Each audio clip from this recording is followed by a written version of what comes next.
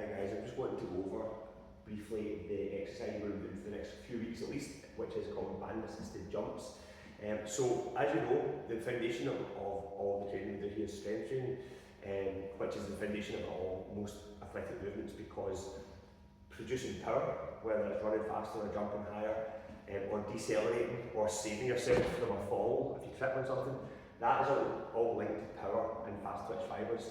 And power is a product of force, speed of force, basically mass times acceleration. So you build your strength and then you want to learn how to apply force, but the two are separate, although there's a continuum of course. So this is going to help you, it really emphasise the idea of trying to get a bit of explosion into your jumps. The band will assist you in getting a good bit of height, and what I've found from using the band is that sometimes when we ask folk to jump, if they've not had a background in athletics or training generally, they might have a bit of strength behind them, but being able to then jump with any sort of level of power can be quite difficult. It has to be trained because it's partly neurological, and you need to train the muscles as well to move faster. So that's where a lot of jump training and things like that come in handy. So this is going to help, I hope, emphasise this point, particularly for folk that struggle to produce power, or just struggle to feel they're getting anywhere with their air time, so to speak. So the idea would be that you're going to hold the band at 2/3 of the way up, but it's not just going to be a case of jumping and hoping for the best. What we're really wanting to focus on here is how you're jumping, how you're landing, and where the force is being produced from. There's a lot of misunderstanding about where and how to apply the most amount of force in the quickest amount of time when it comes to plyometrics, hopping, jumping, and ultimately sprinting.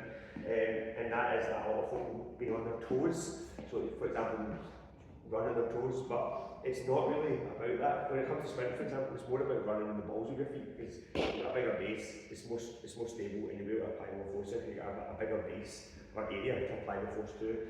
But on top of that, this is going to be about learning, in other words, to sit back quickly enough so that when you land, your feet are going to land relatively flat on the ground.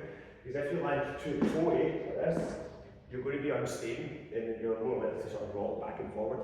So in order for us to do this effectively, when you land, you need to very quickly shoot your hips back. And what that does, by that quick shoot of the hips back with a long spine, it brings in the glutes and hamstrings, and also these muscles are very quickly going to decelerate the movement. They'll load up the glutes and the hamstrings to decelerate the movement to then explode them back up, which is why the glutes are the biggest muscles in the body, which is why these muscles are so important for athleticism, which is why sprinters are all the biggest glutes in the world, and why ultimately everything you do is connected to the session. Everything you do in the sessions is connected to expressing athleticism.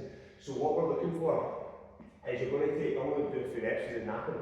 You're going to, so like I said, your hips are shooting back here. This movement here is engaging the hamstrings and glutes. You need to really learn that. This is why the hip hinge is such an important movement for kettlebell swings, RDLs, and everything in between. Back there, and then you're just going to drive up. So you'll notice that you're shooting back as you land. You're pushing the hips back, and what that does is it makes room. Not only does it make room for your whole foot to land, it also means that you're decelerating safely, and you're not just jarring everything down. If you don't push your hips back, then everything's just going to shear force right down through your hips, your knees, and your ankles.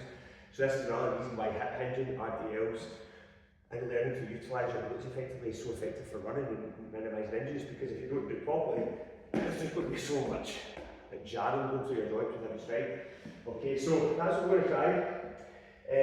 I'm aware there's loads of women at the classes who have had children, and this is one of those exercises that, through the trauma of having children, that their pelvic floor can sometimes be a bit compromised. So if you want to not risk aggravating it, or you feel when you're doing it things aren't quite comfortable, you could do an alternative, which would be a lunge version.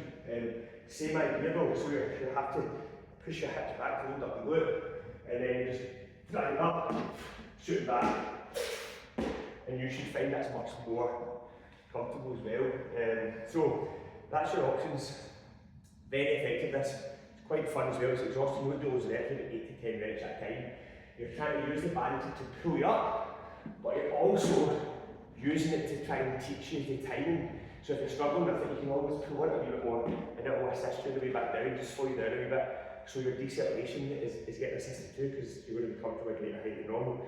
There's an amazing exercise. Also encourages you to extend your hips fully and properly, which means your glutes are going to work much more effectively as well. So it's really teaching you that whole concept of triple extension, which is extending the ankle, the knee, and the hip simultaneously.